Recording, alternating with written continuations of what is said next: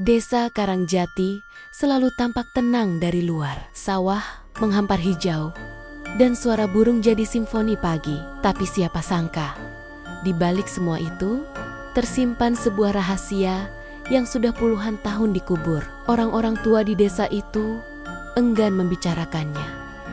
Seolah ada dinding tak terlihat yang memisahkan masa lalu dan masa kini. Semua bermula saat sebuah keluarga muda, Arga, istrinya Lestari, dan anak sematawayangnya, Saka, memutuskan pindah dari kota ke rumah warisan orang tua Arga. Rumah tua itu terletak di pinggir desa, dekat dengan hutan lebat yang tak pernah dijamah siapapun setelah matahari tenggelam. Warga memperingatkan mereka agar tidak keluar malam, terutama mendekati area hutan. Ada yang mengintai dari balik gelap, ujar Pak Karyo, kepala dusun dengan wajah serius. Tapi Arga hanya tersenyum, mengira itu sekadar mitos desa untuk menakut-nakuti pendatang. Namun, malam pertama saja sudah cukup membuat bulu kuduk berdiri. Saka, yang masih berusia 8 tahun, mengaku melihat api melayang dari balik pohon, menari-neri di udara dan berbisik dalam bahasa aneh. Api itu, kata Saka, punya mata. Dan saat Lestari menatap keluar jendela, ia melihat sesuatu yang tidak akan pernah bisa ia lupakan. Api merah membara, bergerak melayang perlahan dan mengarah ke rumah mereka. Pagi itu, kabut masih menyelimuti tanah ketika Arga berdiri di depan rumah warisan orang tuanya. Bangunannya besar, bergaya kolonial, namun terlihat lusuh. Cat tembok mengelupas, jendela kayu berderit tertiup angin. Lestari memandangi rumah itu dengan ragu, sementara Saka tampak antusias berlari ke halaman belakang. Kayaknya ini bukan cuma tua, enggak, tapi juga aneh, ujar Lestari, merapatkan jaketnya meski matahari sudah mulai muncul. Arga tertawa kecil. Namanya juga rumah tua, kita renovasi pelan-pelan. Lagi pula, udaranya segar dan bebas polusi. Mereka mulai membongkar barang-barang dari mobil, termasuk kardus berisi foto lama dan buku harian ibunya Arga yang ditemukan di loteng rumah lama mereka. Salah satu halaman menarik perhatian Lestari, tertulis dengan tinta pudar, "Jangan nyalakan api setelah maghrib, dia akan bangkit." Lestari mengerutkan kening. Siapa dia? Namun suara Saka memecah kekakuan. "Bu, di belakang ada sumur tua." Arga dan Lestari segera menyusul. Di pojok halaman, tersembunyi di balik semak liar, terdapat sumur berbatu dengan batu nisan kecil di sampingnya. Arga mengernyit. Ia tak pernah tahu ada sumur di situ. "Sepertinya harus kita tutup. Bahaya," gumam Arga. Saat itu angin tiba-tiba berhembus kencang, dingin, dan berdesir aneh. Dari dalam sumur terdengar suara gemerisik, seperti bara api menyala. Lestari merinding. Ia mulai merasa bahwa rumah ini menyimpan lebih dari sekadar kenangan masa lalu. Malam itu, Arga duduk di ruang tamu sambil membuka buku harian ibunya. Lestari sudah tidur, dan Saka baru saja terlelap setelah mengeluh mimpinya dikejar bola api bermata merah. Arga menganggapnya mimpi biasa, tapi hatinya terusik oleh tulisan-tulisan ganjil dalam buku harian tua itu. Jangan menatap apinya, dia bisa tahu siapa yang melihatnya. Tutup tirai saat malam, suaranya seperti desir, tapi panas. Saat Arga membaca, tiba-tiba angin kencang menerpa jendela, tirai berkibar, dan lampu gantung di langit-langit berayun sendiri. Arga bangkit dan berjalan ke jendela untuk menutupnya. Namun pandangannya membeku. Di kejauhan, di tepi hutan, ada cahaya merah, menyala seperti obor, tapi tak bergoyang ditiup angin. Cahaya itu melayang perlahan, Arga mengedipkan mata. Api itu tampak hidup bergerak seperti makhluk bernapas. Ia buru-buru menutup tirai dan mematikan lampu. Di kamar, Lestari pun gelisah. Ia terbangun karena mendengar suara gemeretak di atap. Saat melongo ke jendela, ia melihat pantulan merah di kaca seperti seseorang sedang berdiri di luar sambil membawa obor. Ketika ia membuka jendela sedikit untuk memastikan tak ada siapapun, tapi udara yang masuk terasa panas. Bukan hangat, melainkan panas seperti bara membara. Dari kejauhan terdengar suara lirih, seperti bisikan. Sudah lama tak ada yang membangunkanku, dan sumur tua di halaman belakang tiba-tiba bergetar ringan, seolah ada sesuatu yang mulai bergerak dari dalamnya. Keesokan harinya, Arga memutuskan untuk bertanya pada Pak Karyo, kepala dusun, tentang sumur dan cahaya merah yang dilihatnya semalam. Mereka duduk di bel-bel depan rumah Pak Karyo, ditemani teh hangat dan suasana desa yang tampak biasa terlalu biasa untuk menyimpan rahasia sebesar itu. Sumur itu seharusnya sudah ditutup sejak puluhan tahun lalu, ujar Pak Karyo pelan. Itu tempat terakhir Banaspati muncul sebelum dibungkam. Arga mengernyit. Banaspati? Pak Karyo langsung menatap tajam. Jangan sembarangan sebut namanya. Dia bukan sekadar makhluk. Dia api yang hidup dari amarah manusia, tumbuh dari kutukan, dan mengintai dari kegelapan. Arga tertawa kecut, setengah tidak percaya, tapi dalam hatinya ia teringat pada bisikan semalam dan mimpi buruk Saka yang semakin menjadi-jadi.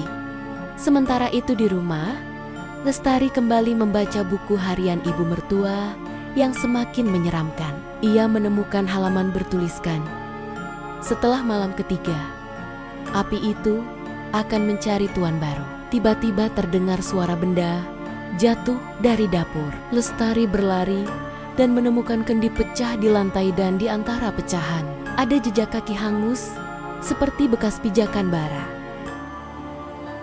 Malam itu, Saka terbangun sambil menjerit. Ia menunjuk ke sudut kamar. Ibu, dia ada di situ. Api itu, dia bilang namaku. Dan ketika Lestari menoleh, sesaat ia melihat pancaran cahaya merah kecil yang perlahan memudar, seperti mata yang sedang menatap dari balik kegelapan. Langit malam tampak kelam, tanpa bintang, seolah alam ikut menahan napas. Ini malam ketiga sejak mereka pindah ke rumah tua itu, malam yang disebut dalam buku harian malam di mana Banaspati mencari tuan baru. Arga dan Lestari memutuskan untuk tidur bersama Saka malam itu. Semua jendela ditutup rapat, tirai diselubungkan, dan lampu dipadamkan. Tapi tetap saja, hawa panas menjalari dinding kamar seperti tungku menyala. Diam-diam, udara terasa berat, lengket. Tengah malam, Lestari terbangun oleh suara napas berat. Ia menoleh ke arah Saka, anaknya masih tertidur, tapi wajahnya gelisah, seperti bermimpi buruk. Arga pun terbangun, merasakan keringat membanjiri punggungnya. Tiba-tiba terdengar bunyi krak di loteng, diikuti suara gemerisik, seperti ranting terbakar. Arga mengambil senter dan berjalan pelan keluar kamar, mendekati loteng. Tangga kayu berderit setiap kali diinjak, dan hawa panas semakin terasa saat ia mendekat.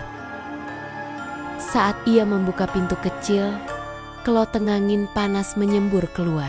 Dinding-dinding hitam gosong, dan di salah satu sudut ruangan ada simbol aneh terbakar di lantai. Lingkaran, segitiga, dan tulisan kuno yang nyaris menguap dalam bara merah. Di tengah simbol itu terdapat boneka jerami kecil, separuh terbakar dan diikat dengan kain putih milik Saka. Arga membeku. Ia sadar, ini bukan lagi tentang rumah tua. Ini tentang sesuatu yang sejak lama menunggu untuk dibangkitkan kembali. Dan dari kejauhan, terdengar tawa, lirih, berat, dan terbakar. Pagi itu, Arga langsung menemui Pak Karyo dengan wajah pucat dan napas terengah. Ia menceritakan simbol terbakar di loteng dan boneka yang terikat kain milik Saka. Pak Karyo hanya terdiam lama. Sebelum akhirnya berkata dengan suara pelan namun tegas. Banaspati tidak hanya muncul begitu saja. Dia dipanggil. Dan kalau benar itu simbol pemanggil, berarti ada yang sengaja membangkitkannya. Arga menatap pria tua itu dengan ngeri. Tapi siapa yang bisa memanggil makhluk seperti itu? Pak Karyo menggeleng. Mungkin bukan siapa, tapi apa? Kadang kenangan, dendam, dan luka masa lalu bisa menjadi pemanggil yang lebih kuat dari mantra manapun.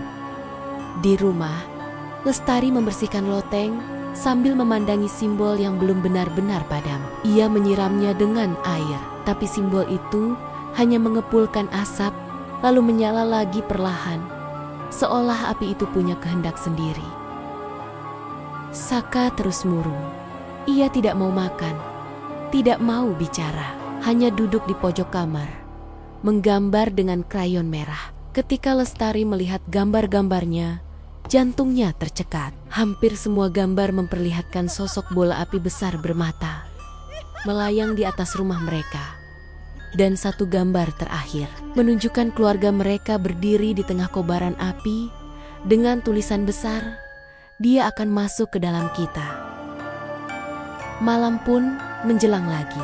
Langit kali ini bener-bener gelap, tidak ada bulan, tidak ada suara jangkrik, hanya hawa panas yang datang lebih cepat dari biasanya. Dan suara desir seperti api mengelilingi rumah.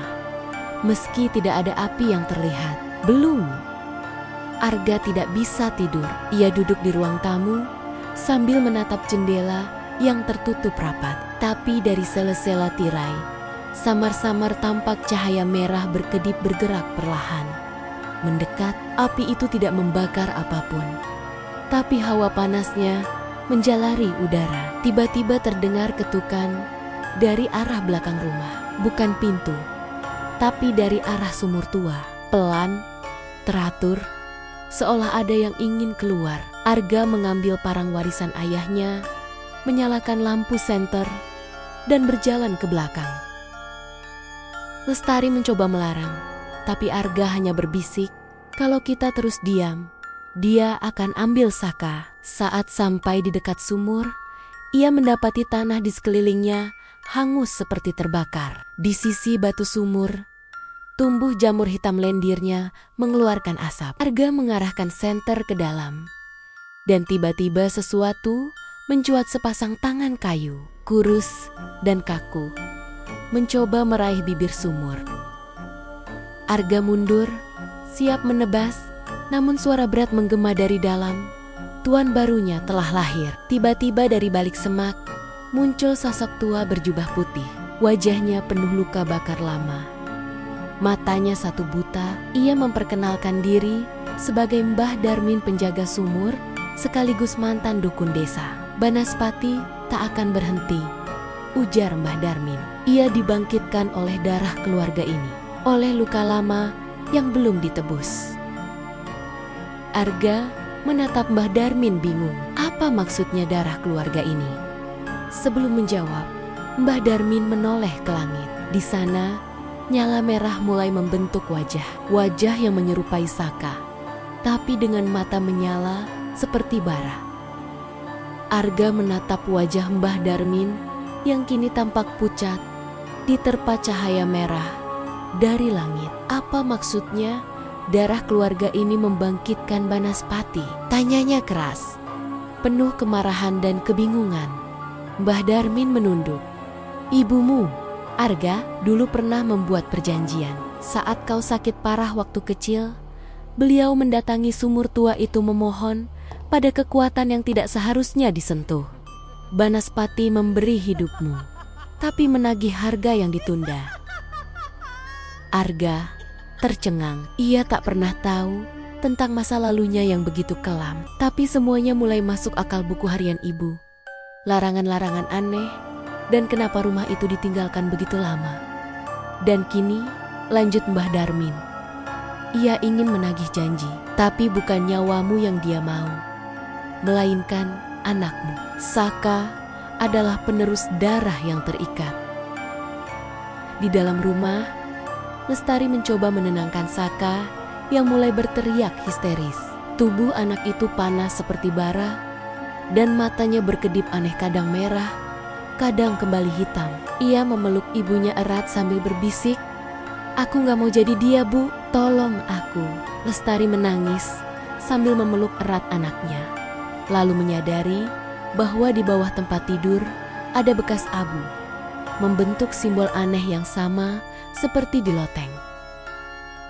Simbol itu tampak bergerak, berdenyut seperti jantung, menghisap hawa dingin ruangan.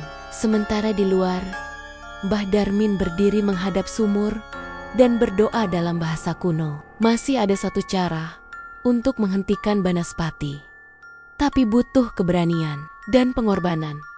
Arga menatapnya penuh tanya. "Pengorbanan apa?" Mbah Darmin menjawab pelan. "Kau harus memutuskan ikatan darah yang memberinya jalan." Malam semakin larut, nyala merah di langit menebal, membentuk pusaran api yang menyala tepat di atas rumah Arga. Asap tipis melayang, dan hawa panas membuat daun-daun mengering. Di dalam rumah, Lestari memeluk Saka erat sambil terus berdoa. Tubuh anak itu menggigil, namun tetap terasa panas seperti membakar dari dalam. Arga kembali ke dalam bersama Mbah Darmin. Sang dukun tua membuka kantong kain lusuh yang dibawanya. Di dalamnya terdapat belati hitam legam dan seikat akar kering. "Ini akar cinde dari pohon yang tumbuh di atas makam leluhur ibumu," jelas Mbah Darmin. "Dan ini belati pemutus ikatan darah. Kau harus gunakan ini untuk menebas garis warisannya, bukan anakmu, tapi dirimu sendiri. Kau harus jadi tameng." Lestari menatap Arga dengan mata membesar. "Kau yakin gak? Ini gila." Arga menghela napas, menatap Saka yang kini mulai bicara dalam bahasa yang bukan miliknya.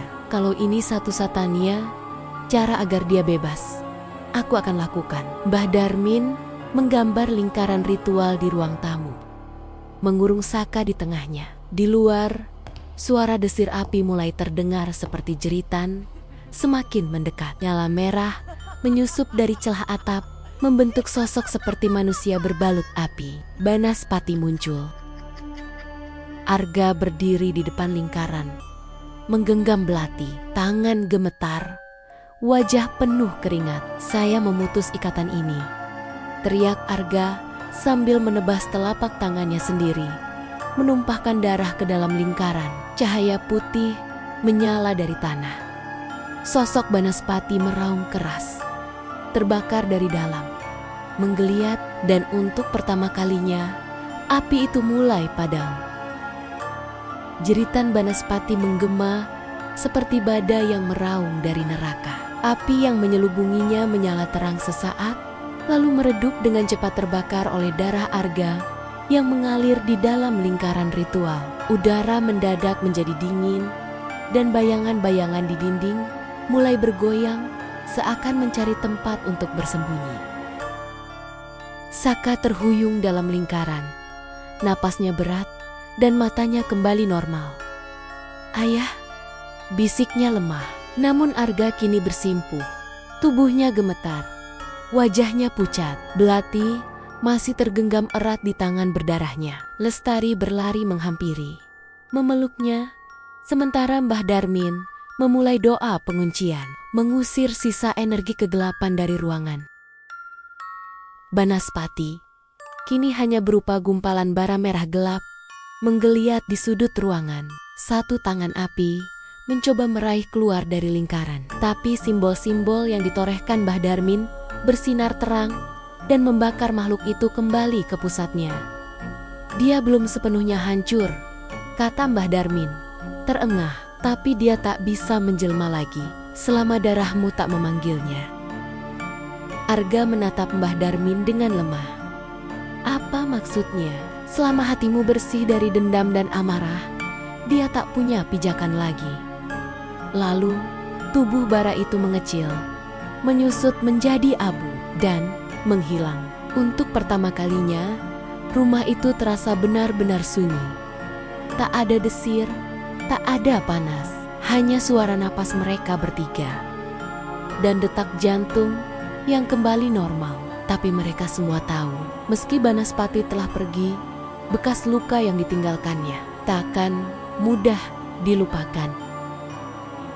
Pagi menjelang, dan sinar matahari pertama menembus sela-sela jendela rumah tua yang semalam seperti medan perang. Udara terasa bersih, embun menggantung di ujung dedaunan, dan kicauan burung kembali terdengar setelah berhari-hari menghilang.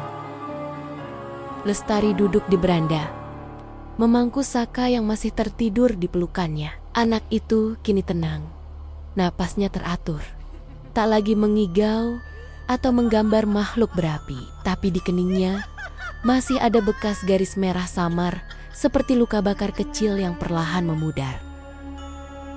Arga berdiri di halaman belakang, menatap sumur tua yang kini sudah disegel Mbah Darmin dengan batu besar, daun kelor, dan simbol kuno yang dibakar dengan dupa. Mbah Darmin berkata, "Sumur ini tak boleh dibuka lagi.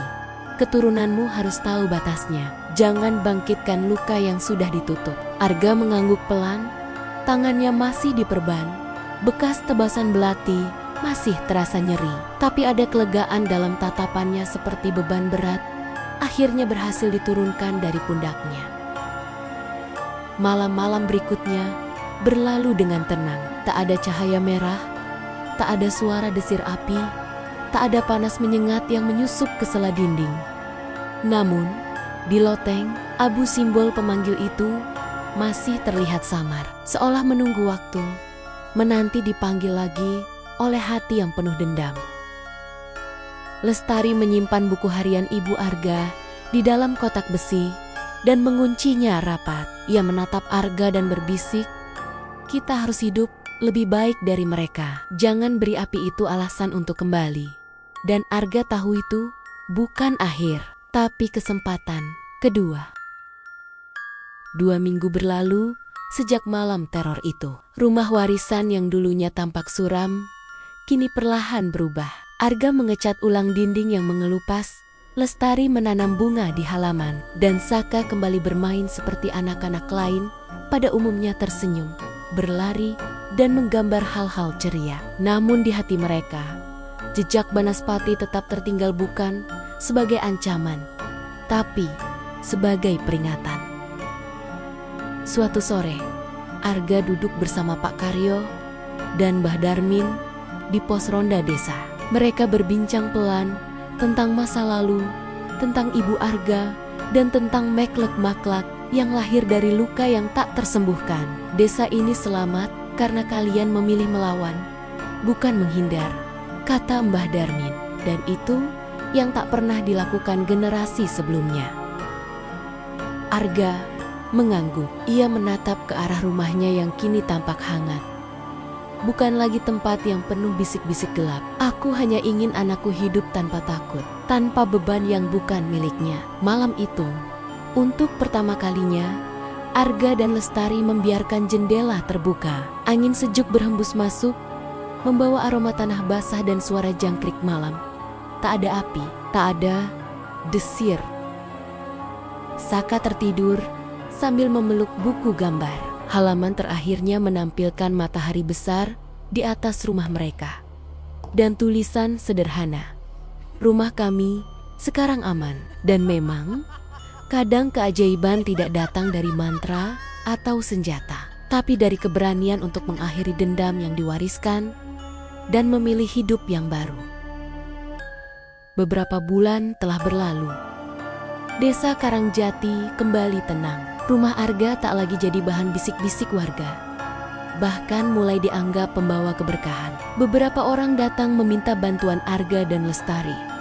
Percaya mereka membawa penangkal dari kegelapan yang dulu membayangi desa. Namun, Arga dan Lestari tahu betul mereka bukan penyelamat. Hanya orang biasa yang memilih untuk tidak mewariskan luka. Saka tumbuh ceria. Tak ada lagi mimpi buruk. Tak ada lagi gumbar-gambar mengerikan. Ia sering bermain di halaman. Dan setiap kali melihat sumur tua yang kini dipagari rapi, ia akan menunduk sejenak. Entah karena ingat atau karena merasakan sesuatu yang tak bisa dijelaskan. Mbah Darmin memilih mengasingkan diri ke pinggir hutan. Sebelum pergi, ia meninggalkan secari kertas untuk Arga. Api bisa hangatkan atau hanguskan, semua tergantung siapa yang memeluknya. Jangan biarkan api lama menyusup kembali melalui luka yang kau abaikan. Jaga keluargamu, jaga hatimu. Pesan itu dibingkai dan digantung di ruang tamu. Bukan sebagai hiasan, tapi sebagai peringatan. Malam-malam kini terasa damai. Tapi di antara sejuknya angin dan heningnya malam, Arga tahu, Banaspati mungkin telah padam, tapi dunia tak pernah benar-benar kosong. Selalu ada yang menunggu, mengintai dari balik celah waktu dan kesalahan. Namun selama cinta dan keberanian tetap menyala, bahkan api kegelapan pun bisa dipadamkan.